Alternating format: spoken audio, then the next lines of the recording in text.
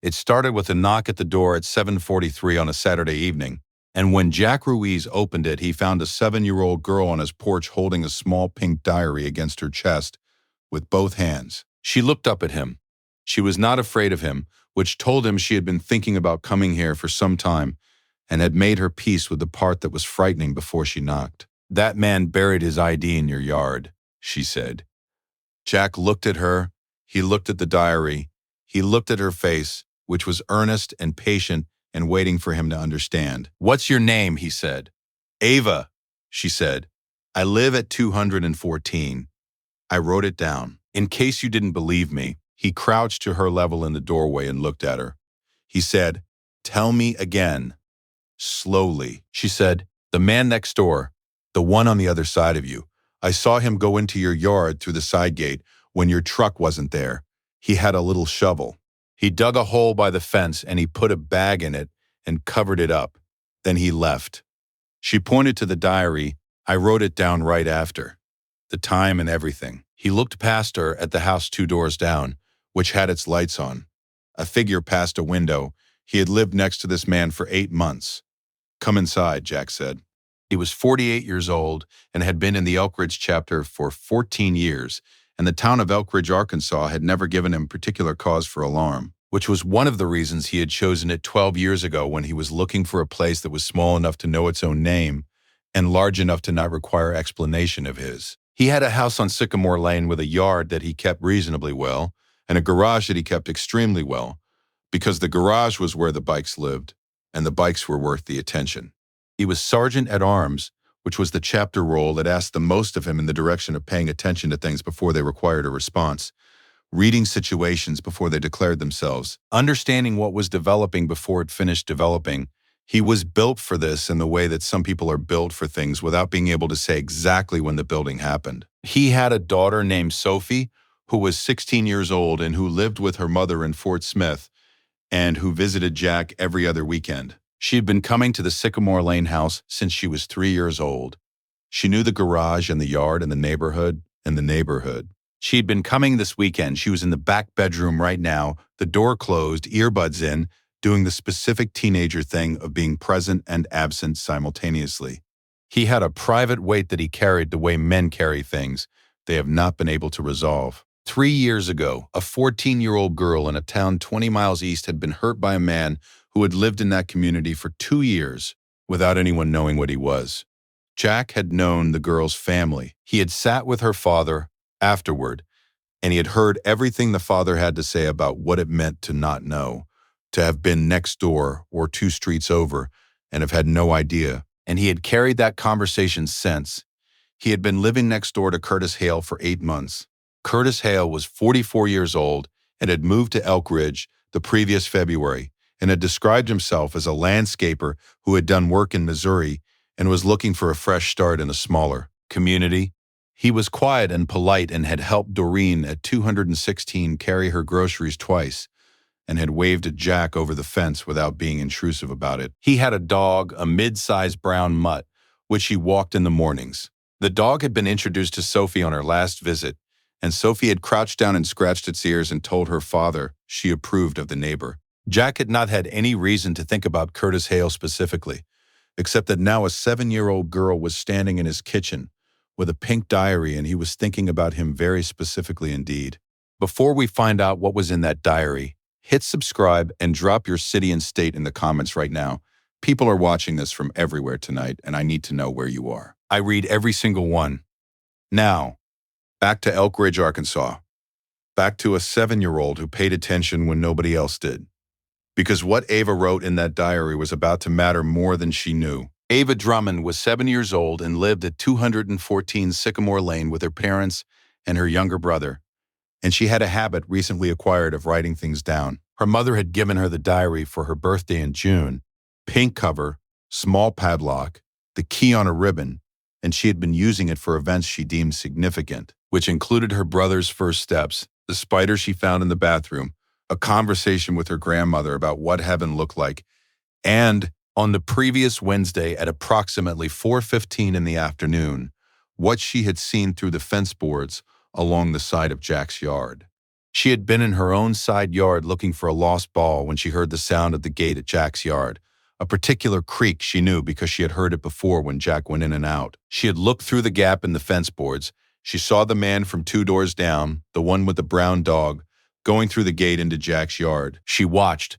He had a small folding garden trowel that he took from his jacket pocket. He went to the fence line on the far side of Jack's yard, near the rose bush that had not yet been taken out for the winter. He knelt down. He dug, not deep, she judged, not more than you would dig if you were planting a bulb. He took a clear plastic bag from his other pocket. He put it in the hole. He covered it. He smoothed the soil with his hand. He stood up and looked around the yard once and left through the gate. Ava stood very still for a moment. She thought, people bury things. Dogs bury things.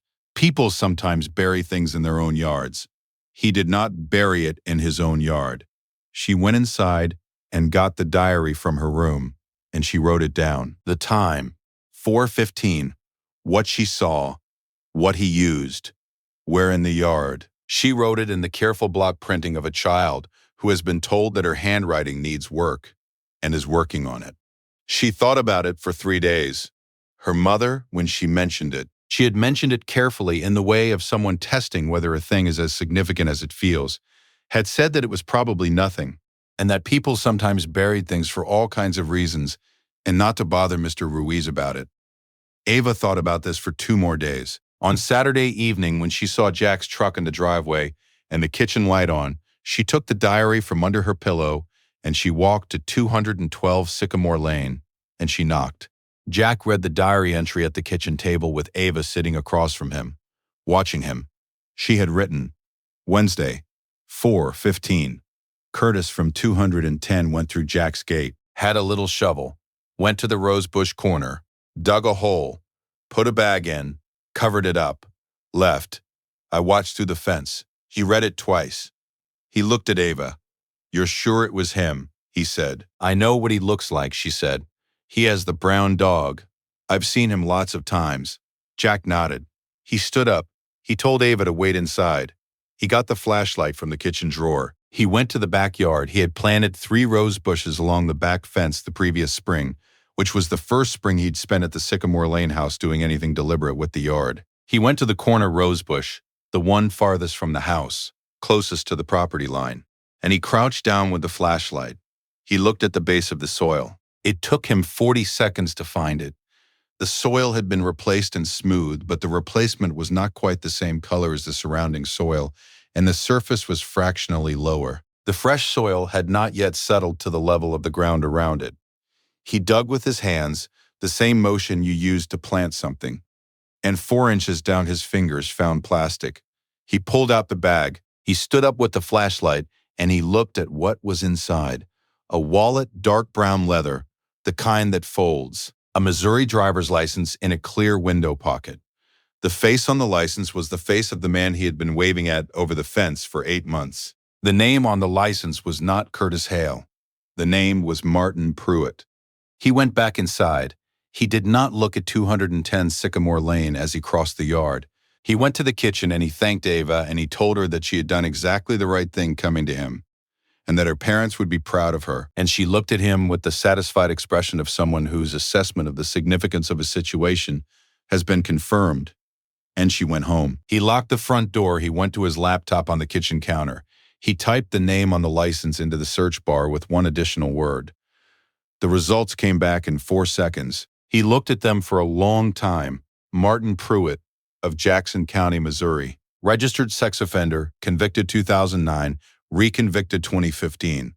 Listed on the Missouri Sex Offender Registry with a last known address in Kansas City. Status absconder, outstanding warrant in Missouri, and a related federal warrant for failure to register issued 11 months ago. There was a photograph from the registry. The photograph was the face of the man with the brown dog at 210 Sycamore Lane. Jack sat at the kitchen counter with his hands flat on the counter and looked at the screen. He thought about Sophie. He thought about the 14-year-old girl from 20 miles east and her father sitting across from Jack 3 years ago saying, I had no idea. He was right there, and I had no idea. He thought about Sophie crouching down on the front walk and scratching the brown dog's ears and saying she approved of the neighbor. He called his daughter's name down the hall. Sophie appeared in the hall doorway with one earbud out and a look that said she had been interrupted from something. He said, "Lock your door and stay in your room until I come get you." Her expression shifted. She had been raised by this man. She knew the difference between the ordinary tones of his voice and this one. "Dad," she said, "I'll explain later." He said, "Lock your door." He heard the lock click. He called the county sheriff's department. He gave his name and his address, and he said, "I have reason to believe that the individual at 210 Sycamore Lane is a registered sex offender from Missouri, currently operating under a false identity with federal and state warrants." He gave the license name and the registry details. The dispatcher asked him to stay on the line. He stayed on the line. He sent a text to Cal Branson, chapter president. The text was 12 words: 210 Sycamore Lane, Elk Ridge, federal absconder, registry, need the chapter. Tonight, he put the phone down on the counter and looked at the window. The lights at 210 were still on.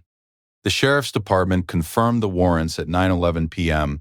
A deputy was en route. Federal marshals had been notified and were also coming from the Fort Smith office, which was the better part of an hour away. The deputy asked Jack to stay inside and not approach the property. He said, "I understand." He stood at the front window in the dark of his living room and looked at 210 Sycamore Lane, and he waited. Cal Branson called at 9:23. "How sure are you?" Cal said. "I have his ID. The registry photo is him." A pause. "How many doors in Elk Ridge?" Cal said. Jack understood what he was asking. "Maybe 400 houses," Jack said. "Maybe less. We can do that in one night," Cal said. He hung up. Jack stood at the window. The house across the street was dark. Mrs. Pellegrini at 208 had her television on. He could see the flicker through her curtains. He thought about Mrs. Pellegrini, who was 71 and had grandchildren who visited in the summers. He thought about every door on every block in Elk Ridge that had children behind it, and about the man 2 doors down who had been here for 8 months and had walked his dog past all of them. He thought, 400 doors is one night's work if you have enough people. The first headlight appeared at the end of Sycamore Lane at 9:47 p.m. Engines. They came into Elk Ridge from the highway at 9:47, and they turned onto the surface streets, and they moved through the town in the organized way of a formation that knows where it is going, which was everywhere. They were not all going to Sycamore Lane. Sycamore Lane was one address among many.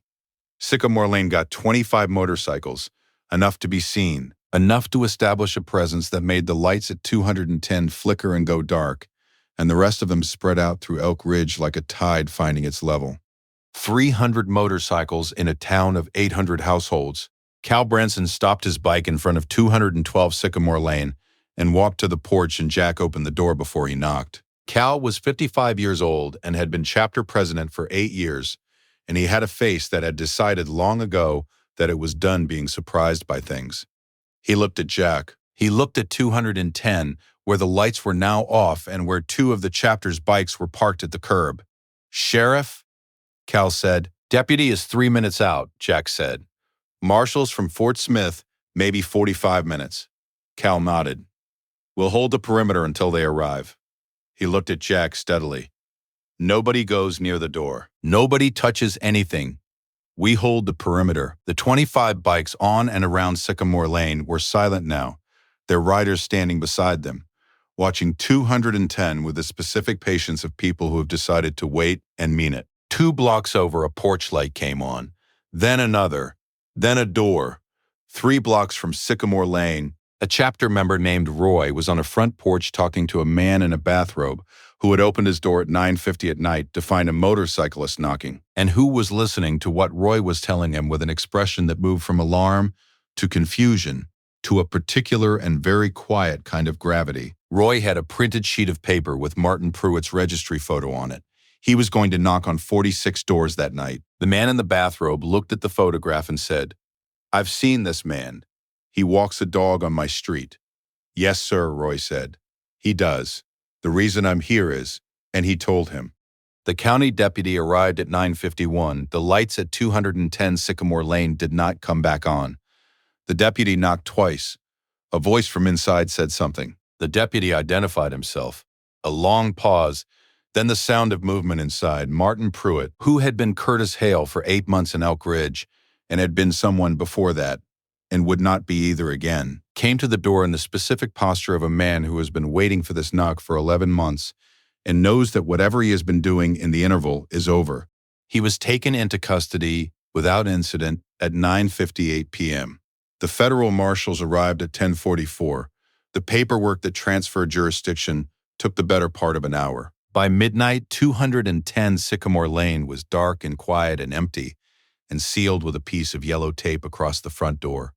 By midnight, Roy and the 45 other members of the chapter who were covering Elk Ridge's streets had knocked on their combined total of doors, knocking respectfully, showing identification, showing the printed photograph, explaining the situation in plain language, answering questions, leaving contact numbers.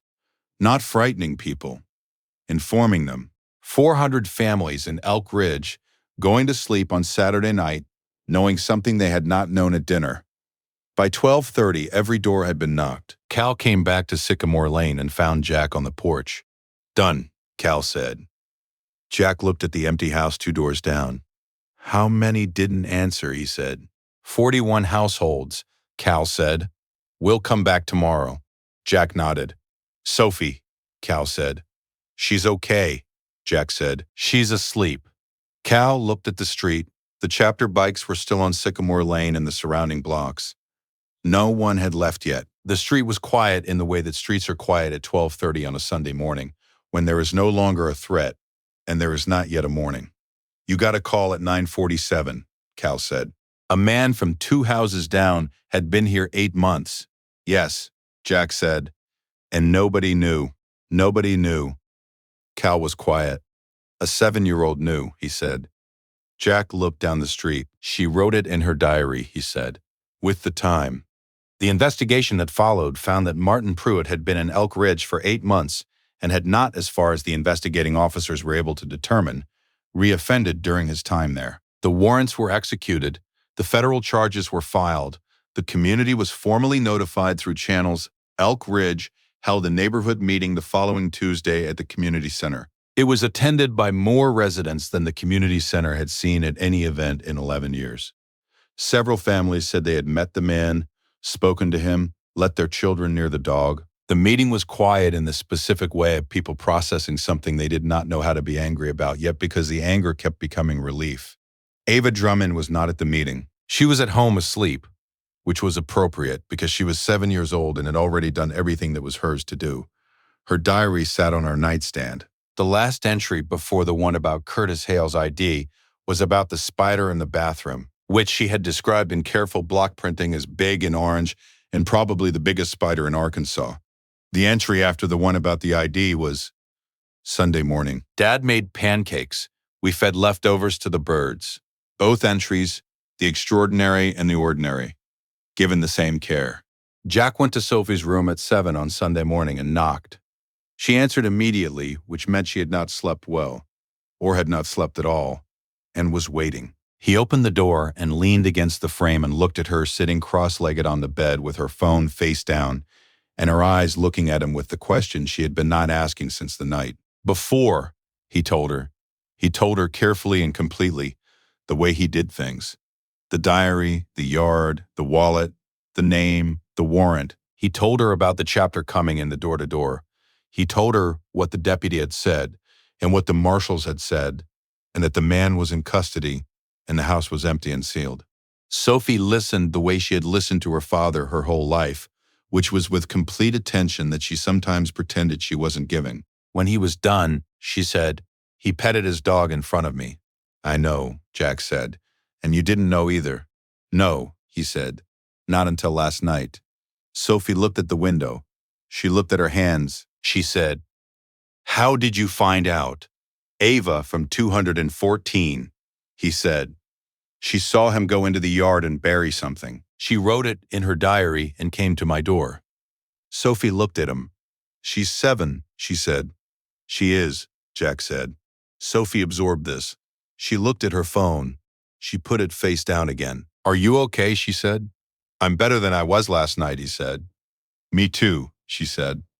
He went to the kitchen and made coffee, and after a while, Sophie came out in socks, and he poured her a cup because she had started drinking it this year, a thing she had told him about in August, as if it were a formal announcement, which it was. And they sat at the kitchen table together as the Arkansas Sunday morning came on, wide and bright, and the house on Sycamore Lane that had been 210 was quiet and empty, 2 doors down, and neither of them needed to talk about it anymore.